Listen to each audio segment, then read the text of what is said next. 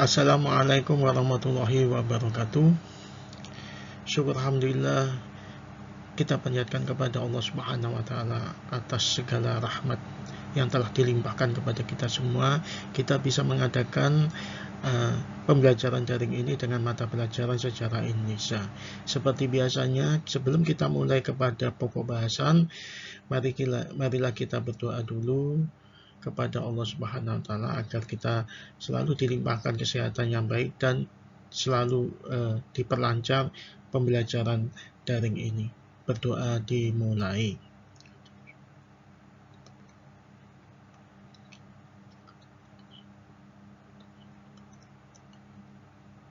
Selesai. Adapun materi yang kita pelajari ini adalah sebagaimana yang saya ungkapkan pada Kamis yang lalu, bahwa pembelajaran materi ini dilanjutkan dengan pokok bahasan tentang Indonesia masa demokrasi terpimpin.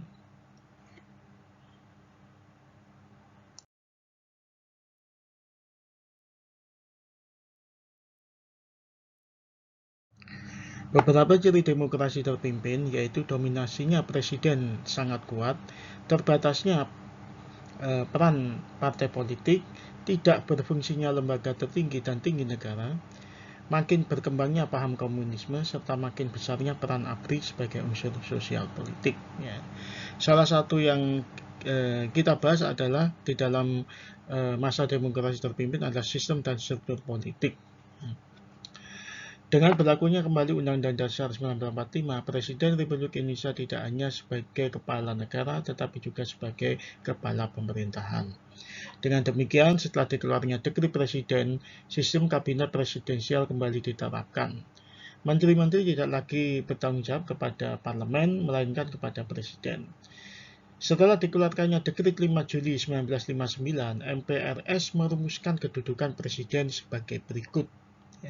Yang pertama, Presiden sebagai kepala negara dan kepala pemerintahan. Yang kedua, Presiden tidak bertanggung jawab kepada DPR atau parlemen. Dan yang ketiga, Presiden tunduk dan bertanggung jawab kepada MPR sebagai pelaksana tertinggi kedaulatan rakyat.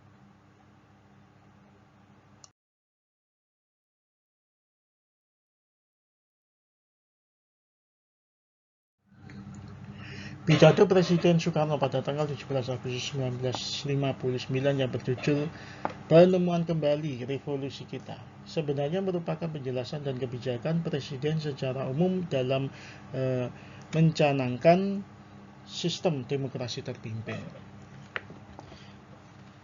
Pada bulan September 1959 dalam sidangnya DPA mengusulkan agar pidato Presiden Soekarno dijadikan sebagai garis-garis besar haluan negara atau GBHN dengan nama Manifesto Politik Republik Indonesia atau Manipol.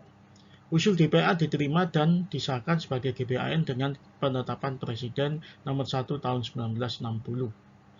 Selanjutnya dengan ketetapan MPRS nomor 1 garis miring MPRS garis miring 1960, Manipol ditetapkan sebagai GBHN. Kemudian di dalam ketetapan diputuskan pula bahwa pidato Presiden tanggal 17 Agustus 1960 yang berjudul Jalannya Revolusi Kita atau disingkat JAREK, dan pidato Presiden tanggal 30 September 1960 di depan di depan sidang umum PBB dengan judul The World New atau Membangun Dunia Kembali merupakan pelaksanaan Manipol. Dasar politik haluan negara yang disebut Manipol Republik Indonesia merupakan arah politik yang berpedoman kepada yang pertama Undang-Undang Dasar 1945, yang kedua sosialisme Indonesia, yang ketiga demokrasi terpimpin, yang keempat ekonomi terpimpin, dan yang kelima kepribadian Indonesia. Jadi kelima pedoman itu disingkat USDEK sehingga menjadi populer dengan sebutan Manipol USDEK. Perkembangan politik saat itu mengundang reaksi dan dari berbagai pihak dari berbagai unsur partai politik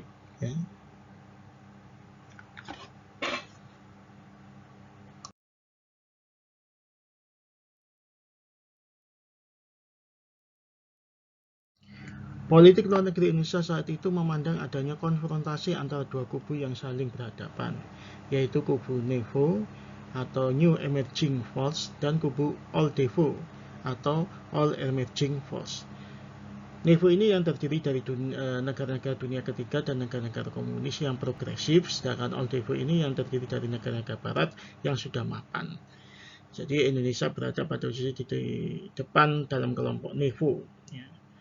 Dengan adanya pandemi ini turut mendorong terjadinya ketegangan hubungan antara Indonesia dan Malaysia. Indonesia melakukan konfrontasi dengan Malaysia yang dipandang sebagai boneka bentukan neokolonialisme atau neokolim. Ya. Hal ini didasari atas kecurigaan bahwa Malaysia masih dalam lingkungan persemakmuran Inggris atau British Commonwealth. Ya. Pembentukan negara baru Malaysia yang meliputi wilayah Malaya, Singapura, Sabah, Sarawak, dan Brunei ini menyebabkan Indonesia merasa dikepung oleh kekuatan neokolim. Ya. Oleh karena itu, tanggal 3 Mei 1964, Presiden Soekarno membentuk atau memberikan komando ganyang Malaysia yang dinamakan Dwi Kora. Ya. Dwi Kora ini berisikan sebagai berikut. Yang pertama, perhebat ketahanan revolusi Indonesia. Yang kedua, bantu perjuangan revolusioner rakyat Malaysia, Singapura, Sabah, Sarawak, dan Brunei untuk membubarkan negara boneka Malaysia.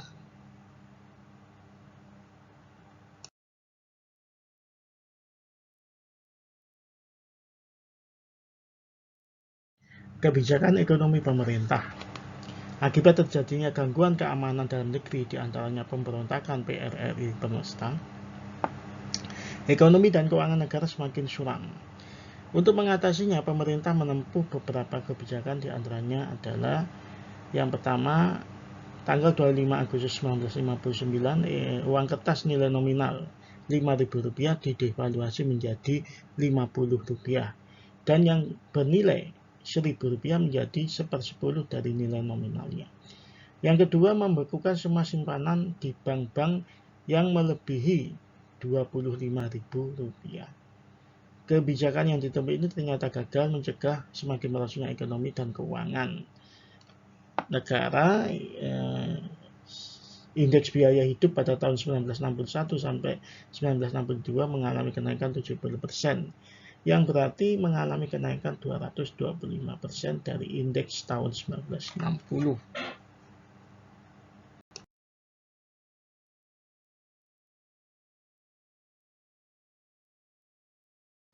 Aspek lain di dalam masa demokrasi terpimpin adalah perjuangan pembebasan Irian Barat. Di dalam pembebasan Irian Barat ini, pemerintah Indonesia melakukan langkah-langkah, salah satunya adalah perjuangan melalui diplomasi. Ya. Irian Barat merupakan wilayah Indonesia yang diproklamasikan 17 Agustus 1945. Berdasarkan hasil konferensi meja bundar, status Irian Barat akan dikembalikan dalam waktu 1 tahun setelah pengakuan kedaulatan. Namun Belanda tidak segera menyelesaikan status Irian Barat. Oleh karena itu, status Irian Barat menjadi terkatung-katung. Pemerintah Indonesia pun gencar memperjuangkan pembebasan Irian Barat sejak masa demokrasi liberal hingga masa demokrasi terpimpin. Usaha-usaha yang dilakukan pemerintah untuk membujuk Belanda agar meninggalkan Irian Barat tidak berhasil. Dengan demikian tidak ada jalan lain kecuali dengan melakukan kekuatan senjata. Kemudian kebijakan yang kedua adalah konfrontasi ekonomi. Sikap pemerintah Belanda yang enggan mengembalikan Irian Barat kepada Indonesia semakin meningkatkan anti Belanda di Indonesia. Pada tanggal 18 November 1957 diadakan rapat umum pembebasan Irian Barat di Jakarta, yang kemudian disusul dengan pemogokan total kaum buruh yang bekerja di perusahaan-perusahaan Belanda pada tanggal 5 Desember 1957. Pemogokan ini disusul dengan keluarnya larangan pemerintah Indonesia bagi peredaran terbitan umum maupun film yang menggunakan bahasa Belanda.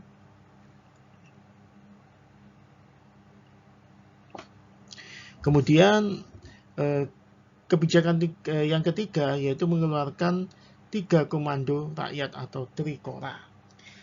Tanggal 19 Desember 1961 di depan rapat raksasa di Yogyakarta, Presiden Soekarno mengeluarkan suatu komando yang dikenal dengan Tri Komando Rakyat atau Trikora. Yang isinya yang pertama adalah gagalkan pembentukan negara boneka Papua buatan Belanda. Yang kedua, kibarkan sang merah putih di irian barat tanah air Indonesia. Dan yang ketiga, bersiaplah untuk mobilisasi umum mempertahankan kemerdekaan dan kesatuan tanah air dan bangsa. Ya. Sebagai langkah awal pelaksanaan Trikora ini, pada tanggal 2 Januari 1962 dibentuk Komando Operasi yang diberi nama Komando Mandala Pembebasan Irian Barat. Sebagai Panglima Komando, diangkatlah Brigadir Jenderal Soeharto. Kemudian yang keempat, perundingan New York.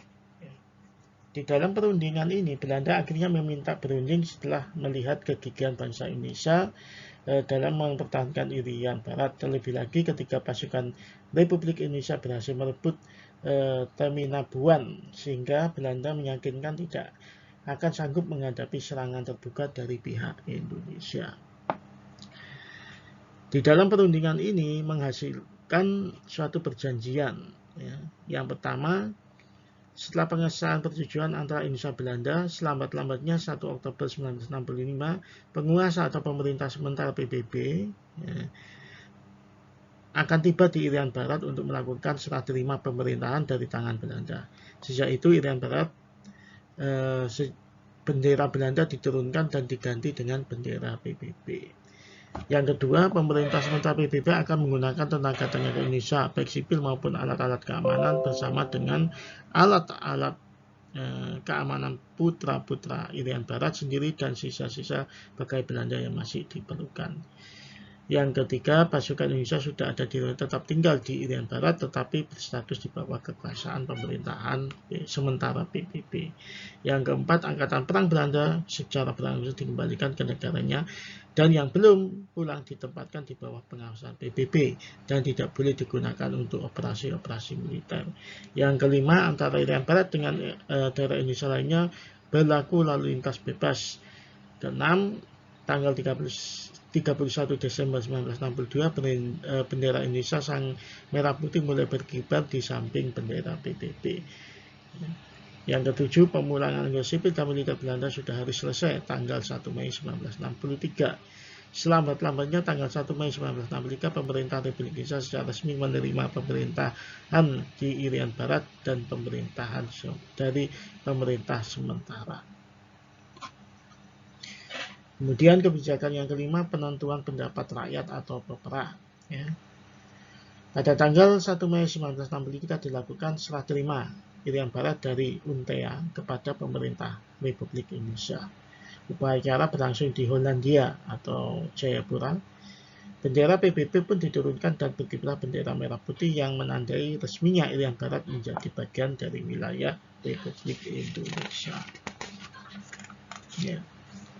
Setelah diadakan peperang tahun 1969, ternyata rakyat irian barat memilih tetap menjadi bagian dari wilayah Negara Kesatuan Republik Indonesia. Irian Barat dimasukkan ke dalam provinsi tersendiri, yaitu Provinsi Irian Barat dengan ibu kota provinsi di Jayapura.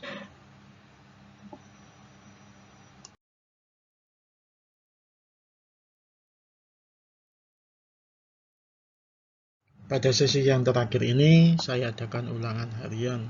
Ya. Di sini ada 10 soal atau pertanyaan yang kalian jawab ya, secara singkat dan padat. Yang pertama, apakah yang dimaksud dengan demokrasi terpimpin? Yang kedua, sebutkan kebijakan yang ditetapkan oleh Presiden Soekarno pada masa demokrasi terpimpin. Yang ketiga, apa yang menjadi latar belakang dikeluarkannya Dekret Presiden 5 Juli 1959. Yang keempat, sebutkan ciri-ciri ketidakmurnian atau semu parlementer pada masa 1950. Yang kelima, apakah yang menjadi penyebab sering berganti-gantinya kabinet pada masa demokrasi liberal? Yang keenam, sebut dan jelaskan perbedaan dalam pelaksanaan demokrasi liberal dan terpimpin.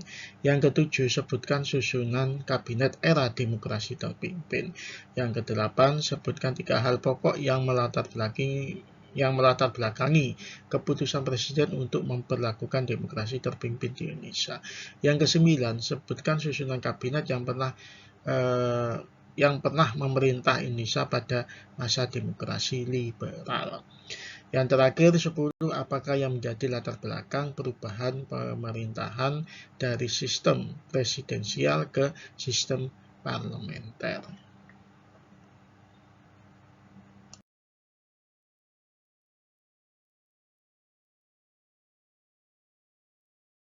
Ketentuan di dalam ulangan harian tersebut, yang pertama ditulis di kertas bergaris dan dikumpulkan di meja saya di ruang guru paling lambat tanggal 17 Februari 2021. Yang kedua, dikerjakan secara perorangan. Dan yang ketiga, tulis nama, kelas, dan nomor absensinya.